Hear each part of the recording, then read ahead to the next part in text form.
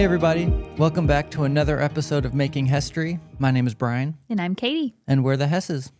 We're glad to be back. We are. We're feeling better still. Yes. Yeah. I feel pretty good to go. I still get tired faster than normal, but overall. But yeah, you've got that cough still. I have a cough that lingers, which is kind of my MO. It's kind of your thing. When I get a cough, it hangs around.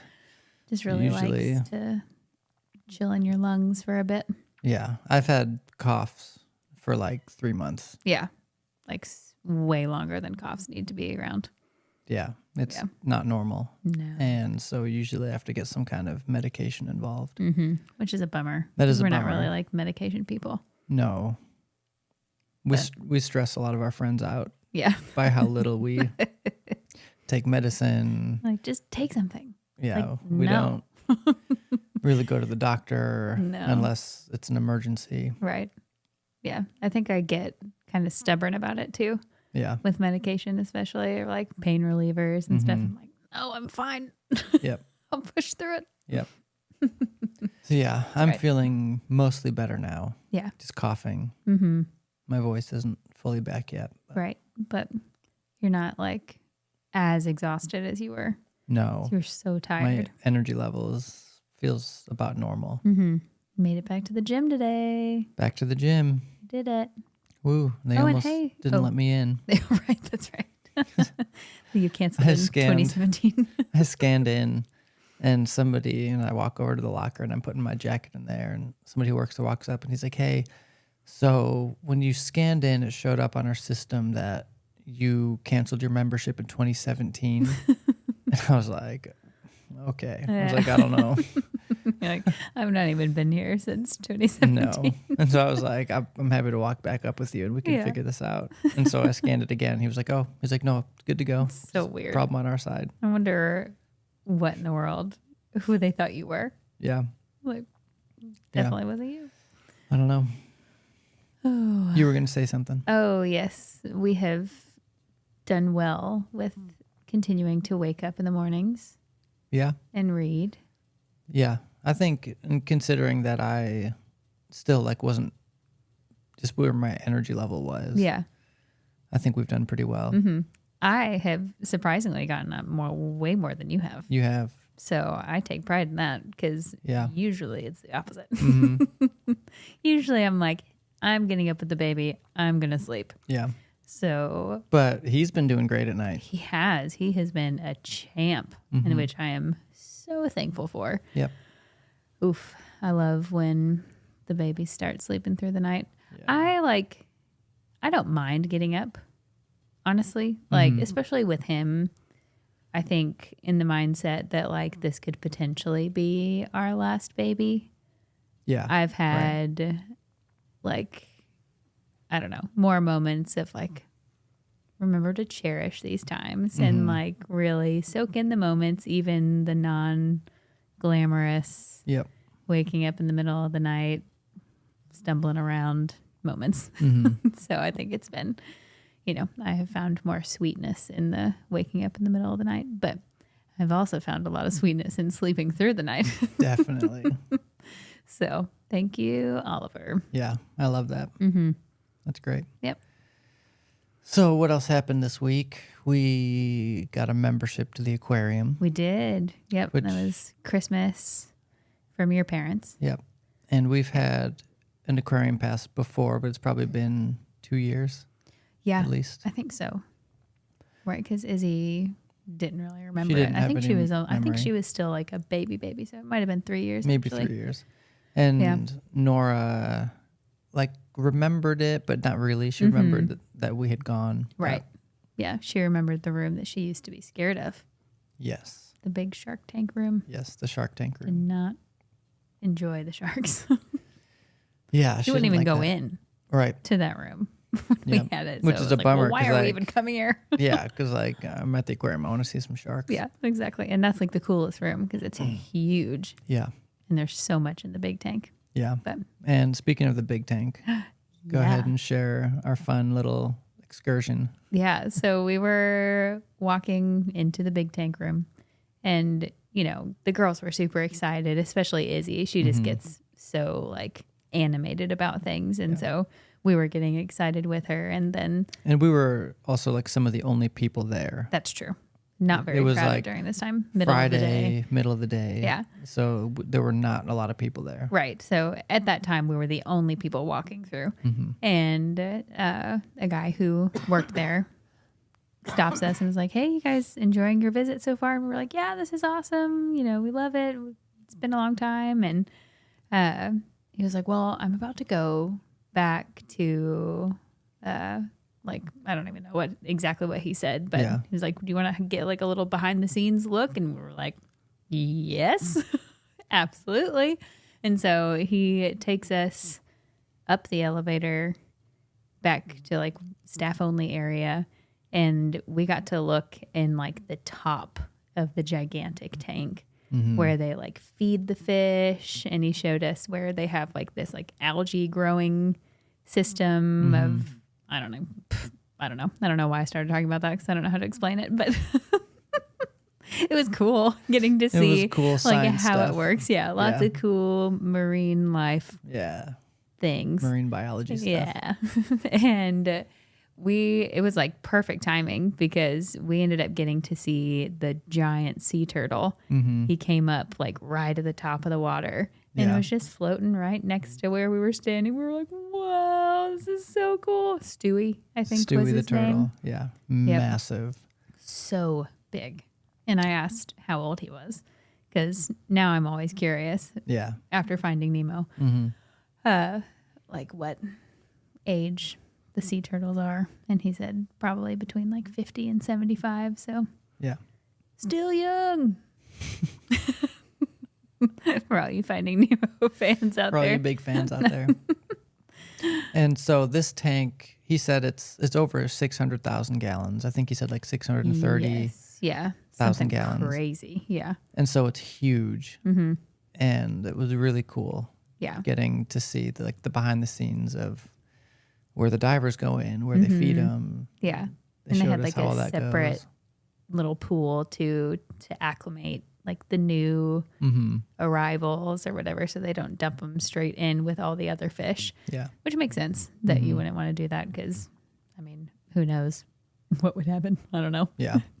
All the fish gang up on the one new fish, like in a new school. Right. So that was fun. And then you offered to bring the girls back yesterday. I did. And tell them. Yep. What was Nora's response? So I was like, now that we have a membership, I'm like, let's go every week for a while. Like, I'm good to go. I love the aquarium. I have since I was a kid. Yeah. And so I was expecting, the same enthusiasm from Nora, just because. And she goes, well, I don't know if I really want to go back yet because I remember everything that's there. And I was like, what? What do you mean? Like, was that like, your one yeah, time? right. Like one time we know what's going on. We don't need to go back. And I was like, well, yeah, but like we have a membership so we can go anytime. And she was like, well, yeah, I kind of want to wait until I like don't really remember what's there anymore. That's so funny. That's going to be like a long time. Yeah. So we're definitely going to go back before then. But it just threw me so off guard. Well, no, right. I remember everything already. So been there, done that. It was basically her That is response. so funny. Because she has so much fun. I know. She loves it. And she's been asking to go for so long. And which this visit, she was like kind of charging through when we went this past week. She was like, all right, let's move on. Let's keep going. That's true. Let's keep walking. So I don't know if she's just not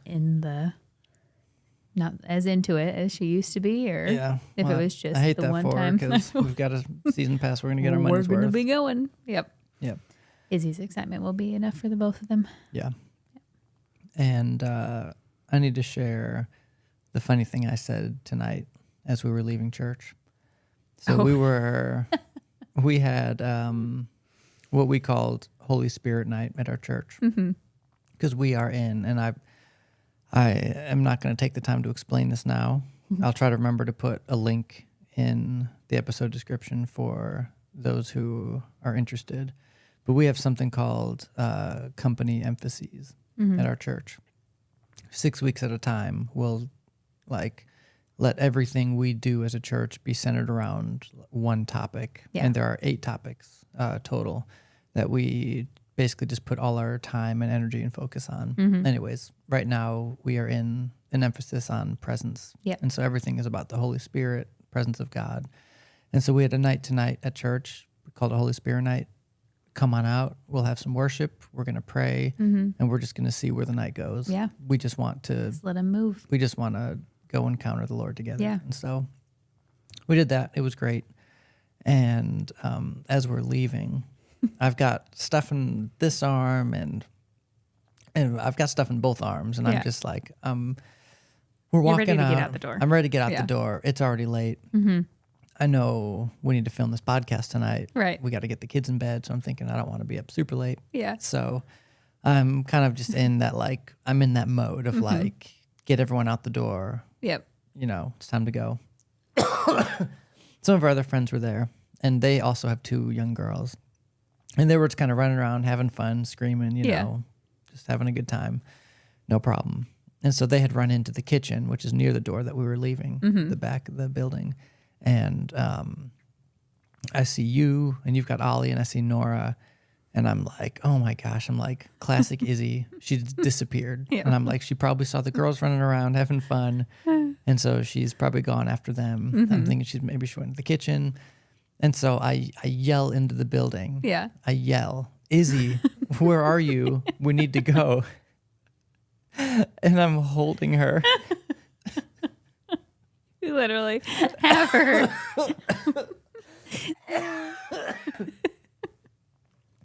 You literally have her in your arms. I'm holding And her. When you said that, I can't laugh and not cough. Oh my gosh. and when you said that, I like looked at you because I knew that you had Izzy in your arms. Yeah. I had And forgotten. then for a moment, I was like, wait, am I imagining that Izzy's in his arms? Like, I was so confused.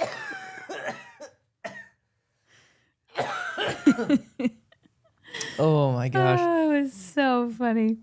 I could not. Oh. It was like that one of those things where like you've got your phone in your hand and you're Yeah. like looking around like, where's my phone?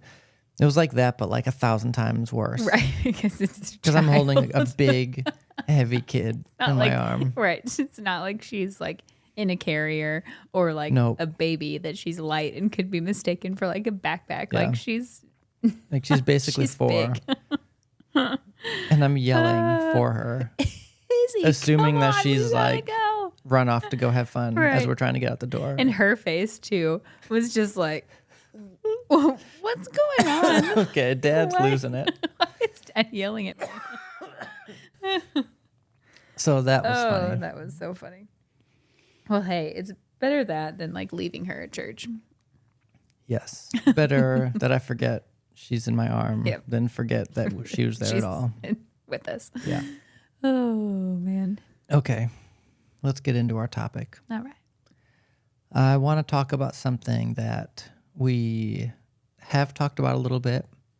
I was kind of looking back and I realized we don't have any episodes that have been like dedicated solely to this topic. Okay. Yeah.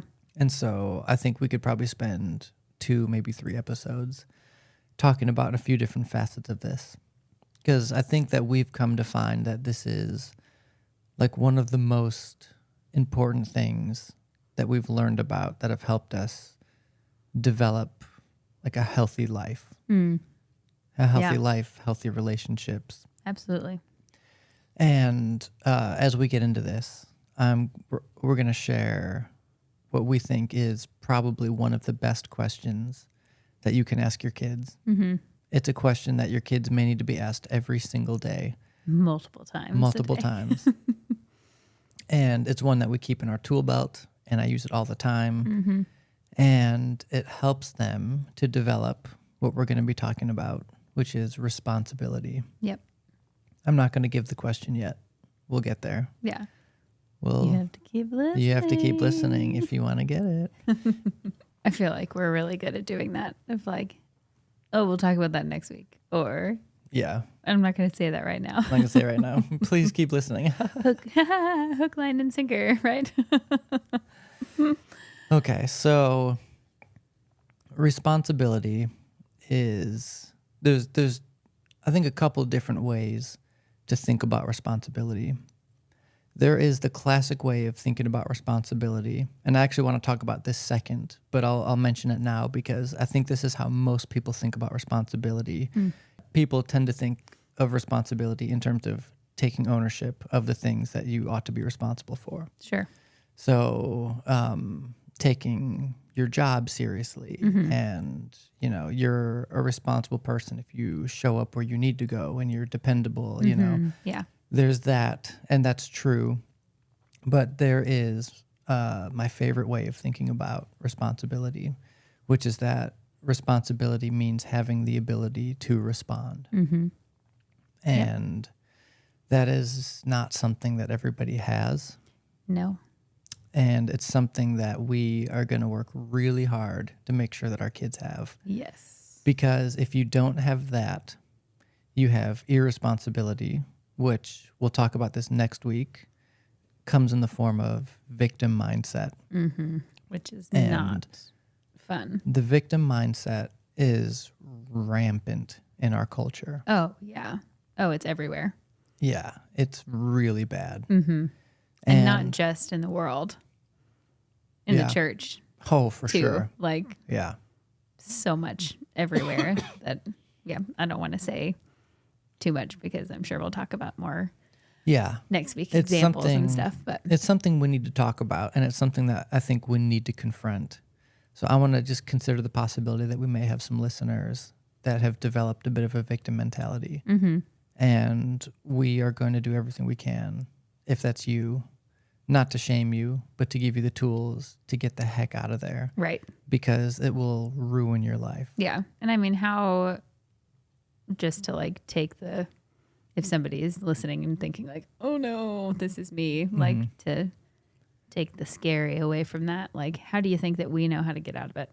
Because we were also in it. For sure. So it's not one of those things that it's like, let me tell all you victims how to not be a victim. It's, we lived this. So we understand, we have felt this, and now we don't. So we want to help you not feel it anymore. Yeah. Like I have a few specific stories that come to mind where I was such a victim. Yeah. And it was just me being irresponsible and not taking ownership of my choices, my actions, and choosing to shift blame onto everybody else for the problems that I've created. Yep. But we can talk about that next week. So responsibility is having the ability to respond. The thing about life is pretty much out of our control. Life is filled with unforeseen circumstances, problems, difficulties, other people, and their freedom to do whatever they're going to do. Yep. Even if it's not what you would have them do. That's just life. That's what life is made up of. And so we have to consider that pretty much everything in our lives is out of our control, except for one thing, which is just us.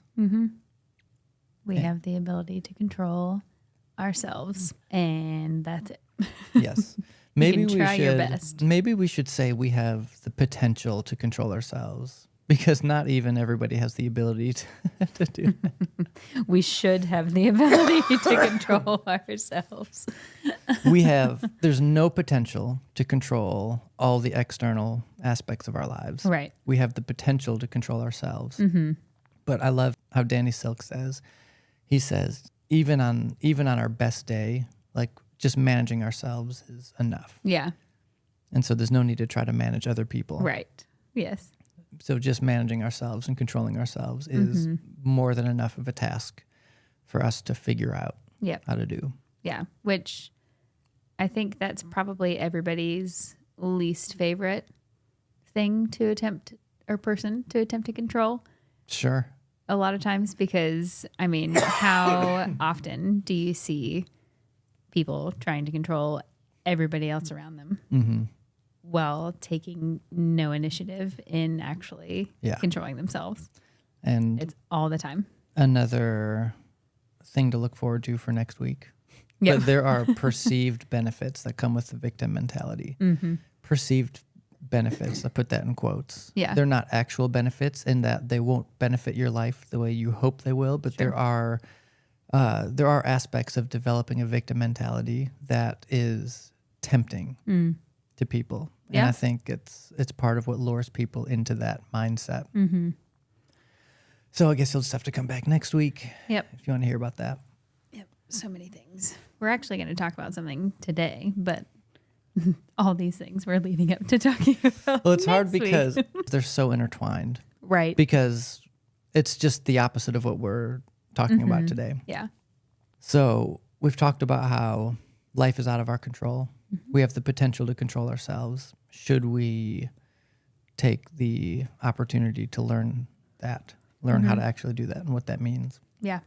When we've taught this in the past, we have used the illustration where I would bring somebody up to the front and I would give them a hula hoop and I'd have a hula hoop and we'd both stand with the hula hoops around us. Mm-hmm.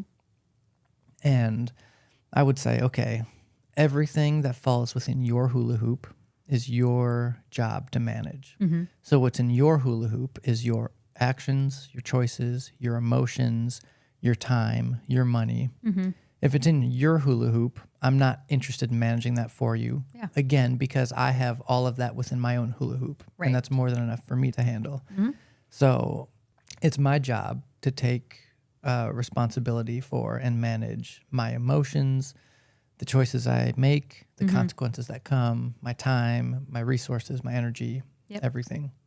People, like you were saying before, people love to try to control other people in that they try to get into other people's hula hoops. Yeah. And we'll give a few examples of how people do that. So one of the things, and we've experienced this, I'm sure we've done it.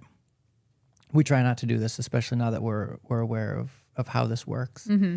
But imagine imagine that we're not married. Yeah. We're friends. And there's like a group of people, we've got mutual friends, and some of us are going out to eat on a Friday night. Mm-hmm. And I think, well, she's got kids and, maybe financially, I don't think they're in kind of a tight spot. Yeah. And so usually when we ask her to go hang out, usually she says no. And so we're just not going to ask her. Mm-hmm. And so we go out.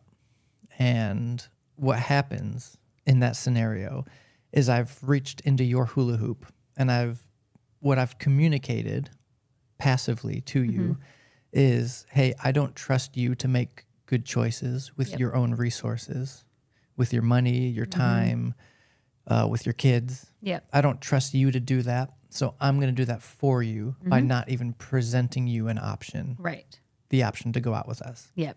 You've taken away my choice in that situation. Yeah. You said, hey, I was going to invite you, but I didn't because of A, B, C. Yeah. And so now you're off the hook, which Yeah. seems maybe like a kind gesture in a way. In a way. Is just to be like, well, I didn't want to put that stress on you, or I didn't want to make you feel like you needed to, or, we've heard all these. I didn't want you to feel pressured. Yeah. Have received all of these All of them. Yeah. things, sure. and probably, like you said, probably done it ourselves at some point. Yep. And it's just the worst. Yeah. It's like, why? Well, yeah, because you find out that you would have been invited had you been trusted to make your own choices, but you weren't trusted to make your own choices. Yeah. That choice was made for you Right. on behalf of somebody else and what they thought was best for you. Mm-hmm. And yeah, it's a bummer Yep. because maybe you would have gone, maybe you wouldn't have. Right. But either way, that feels like it's something that should have been up to you. Mm-hmm. Yeah. Unless we didn't want you there. And Right. then that's a different conversation. Right. Yeah. Totally different conversation. Yes. We don't- That's fine. That is fine. Like Yeah. we don't expect everybody to invite us to everything. No. We know that's totally unrealistic. Yeah. And again, that also comes down to like managing our own emotions. Mm-hmm. That's another thing people try to do Yep. is they try to make decisions for other people in an effort to manage their emotions. Mm-hmm. Yep. And keep them from feeling left out or upset or stressed that they want to be there, but they can't make it work or whatever all the emotions are. Yeah. Which ends up feeling to people like a cop out almost. Like, well, I was going to invite you, but, and then that just feels like, but were you going to invite me? Yeah.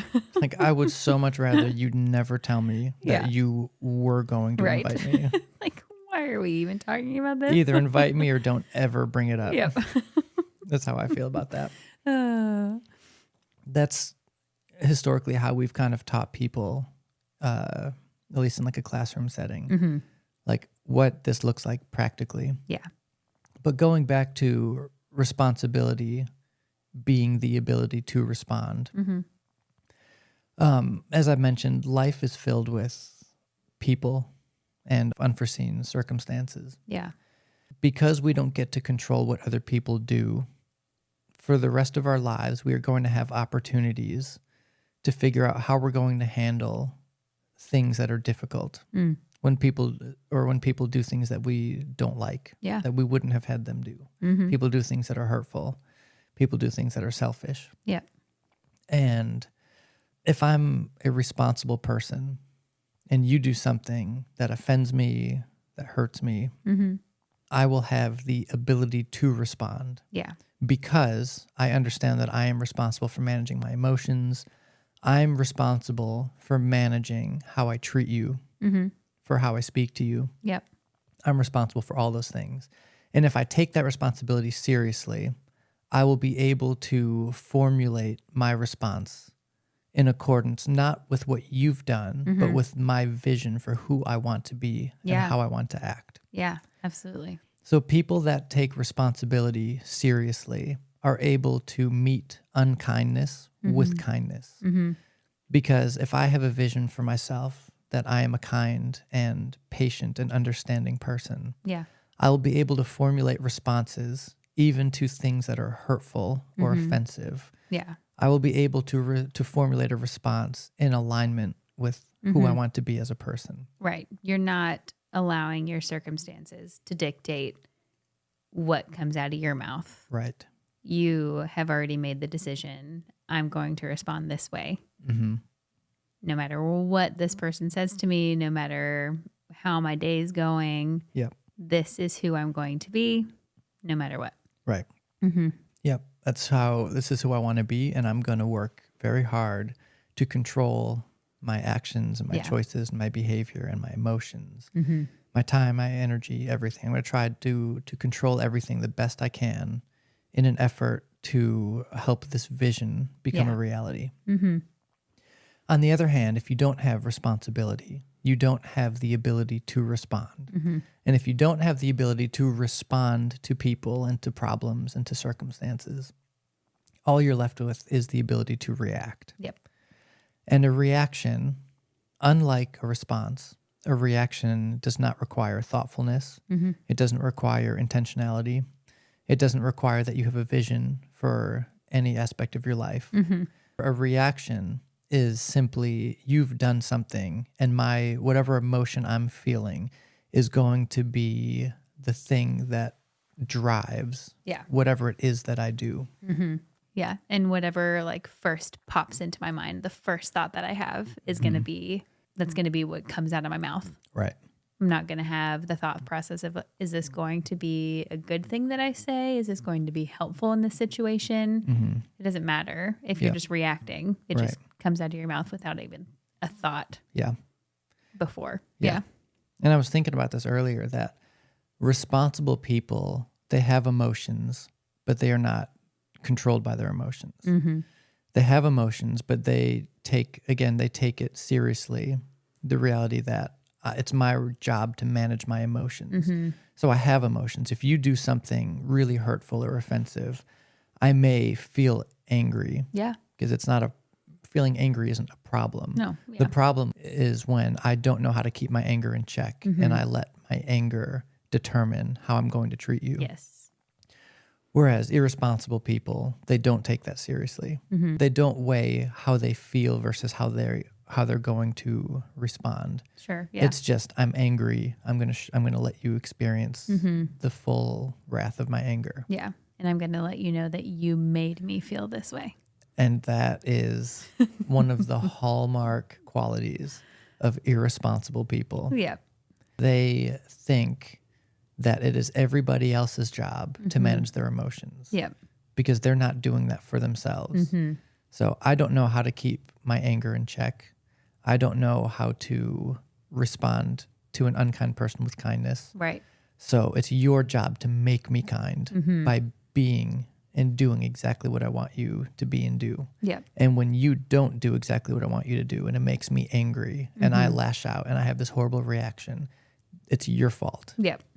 And that's what irresponsibility looks like. Right. You're the one who made me react this way. Yes. You are the one who made me feel angry. And so now you are getting to experience the other end of my anger. And it's like, you know, people love to say, like, treat other people how you want to be treated. And I think a lot of times people mix that up. And instead of treating other people how they would like to be treated, they treat other people how they are being treated. Exactly. If that makes sense. Yeah, absolutely. That instead of, like you said, having that vision of who you want to be as a person, you have the response. You are going to treat people with kindness, with gentleness, with love, regardless of how you're being treated. An irresponsible person is going to say, well, you were acting this way first. Yeah. So I'm just throwing it right back at you. Right. And that is like, I mean, it's so prevalent in parenting. Oh my gosh. It's all the time. All the time. With our girls. Like, I feel like it, I don't know if this is true because we don't have multiple boys. And I didn't like, well, you might be able to speak to this more being a boy. But I feel like it's more common with girls of just, well, she made me do it. And, well, I only did this because she did this. And like even today when I was cleaning, I had the girls with me and I all of a sudden from the other room hear Izzy go, ah, and like do her little scream that she does when she gets mad. Yep. And so I walk in the room and I was like, hey, what's going on? And Nora instantly pops in. Well, Izzy took this and so she made me mad and so I did this and this and then Izzy was like, well, she took it so she made me, you know, so she upset me. And it was just like constantly, she made me. And I was like, okay, hold on. Yep. I was like, everybody take a step back. And I asked Nora, who's in control of you? And she was like, me. And I asked Izzy, I was like, who's in control of you? I am, you know, and so they instantly remember like, oh, I'm controlling myself. And so I asked Nora after I asked that question, I was like, well, okay, so did Izzy make you? Because I think in this instance, she had hit Izzy because Izzy took something from her. She snatched it out of her hand. And sure. So Nora smacked her. And so I was like, Nora, so did Izzy make you hit her? Did she physically take your hand and smack her back? Like, and she was like, no. I was like, okay. And I was like, and Izzy, did Nora make you take this out of her hand? No. And so I just like was reframing their mindsets. Like, neither of you can make the other one do anything because you are in control of yourself. Yeah. And, you know, they're both sitting there like, Mom. So let me be mad. Yeah, exactly. And, you know, we always end up having good conversations around it. But I feel like it's just such a common, it's an everyday thing if you have kids. Yeah, for sure. Like, I feel like no matter what age, if they're living in the same house and they're, you know, alive, they're going to get mad at each other at some point. Yeah. Responsibility is definitely a learned behavior, a learned trait. Yeah. Maybe.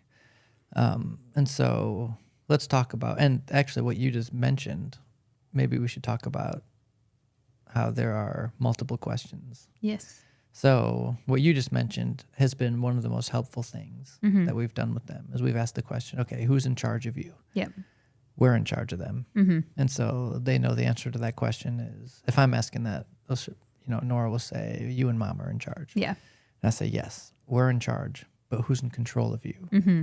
And like you said, she'll say, I'm in control of me. Yeah. And again, that's just teaching her that, like, me and mom, we are responsible for so many aspects of your life, Mm-hmm. but we are not responsible for controlling you Yeah. and how you act and how you respond. Mm-hmm.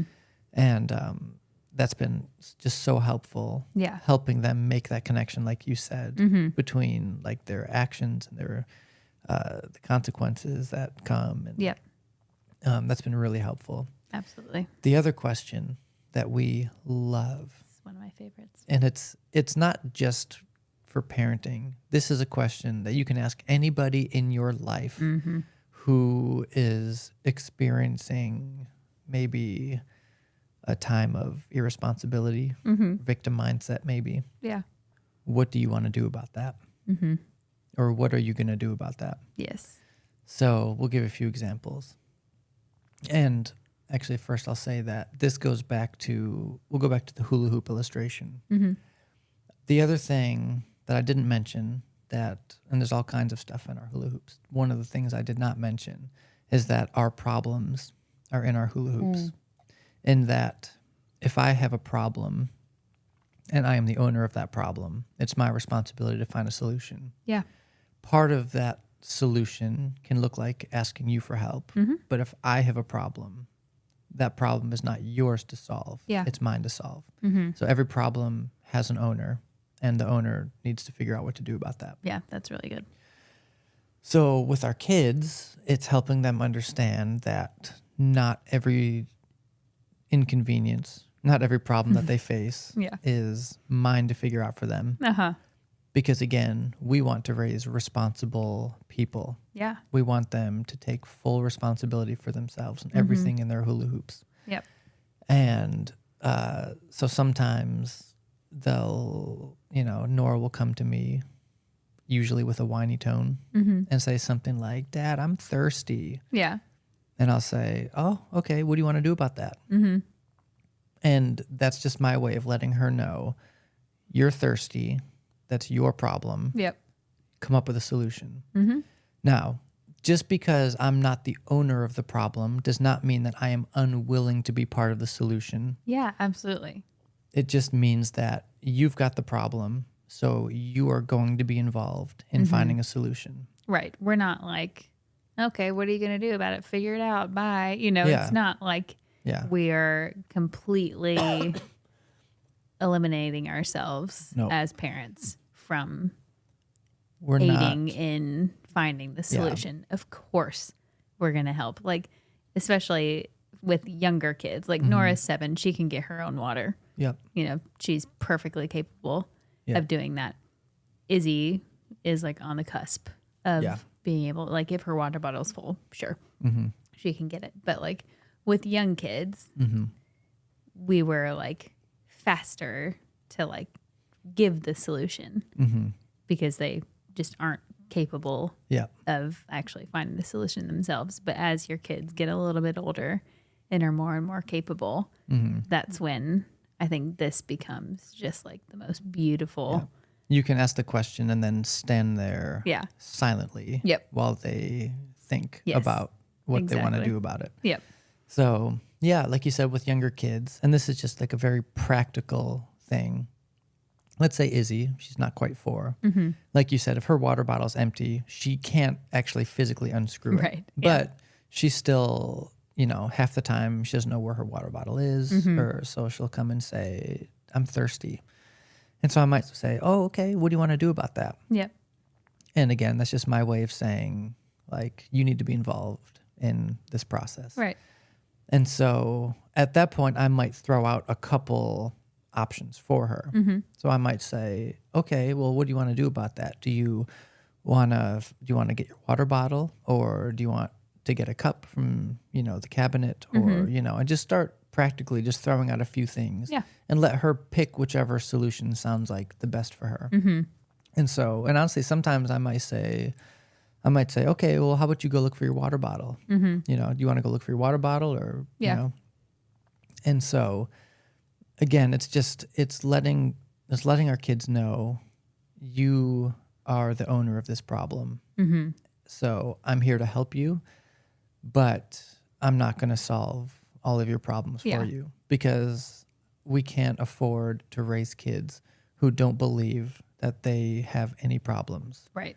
Because again, if you grow up believing that every problem that you face is somebody else's fault and somebody else's responsibility to solve, you are heading into victim mentality territory. Yep. And that's just not going to go well for anybody ever. Good luck with that. So we want our kids to understand, if you've got a problem, I'm here to help you, but you've got to own that problem and find a solution. Yep. Izzy comes to me and says, Dad, I'm cold. Okay, what do you want to do about that? And so with something like that, I may just pop the question and just stand there silently and let her try to formulate some kind of solution. And if she doesn't know what to do about it, I could throw out a couple options.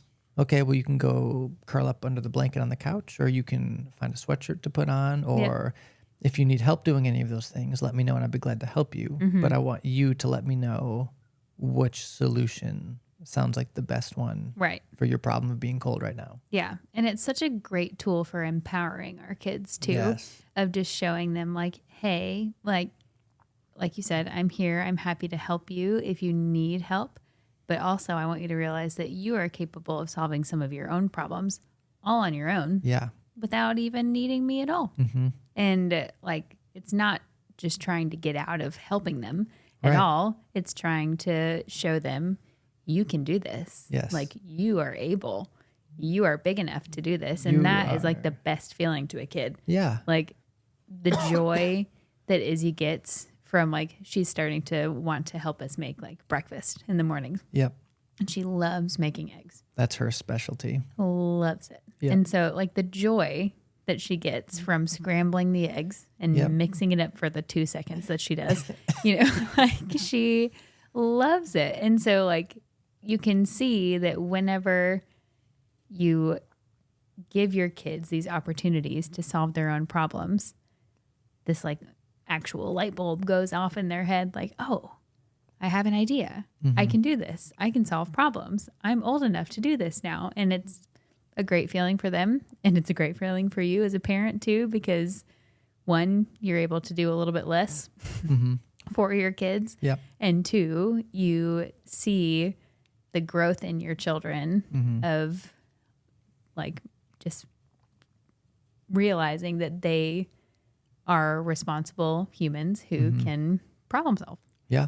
Yeah. Yeah. And I think that's probably one of the best ways to put it, is that it's empowering your kids. And that's one of the best things you can do. Yeah. If you're in any form of leadership, your focus needs to be empowering the people that you're leading. Yes. So if you're a parent, it's about empowering your kids, and they thrive on that. Yes. And something that I've heard Jordan Peterson talk about a lot is how there is a direct correlation between like having meaning and fulfillment in your life and having responsibility. That people who lack responsibility are the same people who lack meaning and lack fulfillment. There's a correlation there. Yeah. So when you empower your kids to become responsible people and to own everything that is theirs to manage, you are setting them up for success in life. Yeah. As they get older, because one day they're going to be adults and they're not going to be in your house anymore. And you don't want powerless victims who blame everybody and whine. Right. You want to raise creative problem solvers who understand that they are fully capable of choosing the direction of the life that they want to build and who they want to become. Yeah. And they have the ability and the power to make those choices and do that. Right. Yeah. To make the choices and then take the steps to make it happen, and not just waiting on everybody else to come in and save them and solve all their problems for them. Okay. I think this is a good place to end. Cool.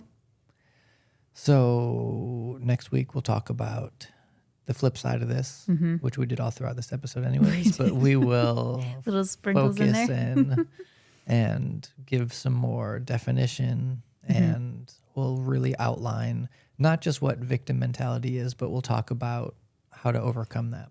Great. Okay. Can't wait. So if you are watching this on YouTube, would you do us a favor and like this video and subscribe? That is a small thing that helps in a really big way. If you're listening to this on any other podcast platform, maybe it's Apple or Spotify or wherever you're listening, if you have found any value in our content, would you please do us a favor and leave us a good review? Again, that is another very small thing that helps in a very big way when you're trying to do this kind of thing. Okay. Yeah. Great. Well, that's going to be it for this episode. Once again, my name is Brian. And I'm Katie. And we're making history. We'll see you next time.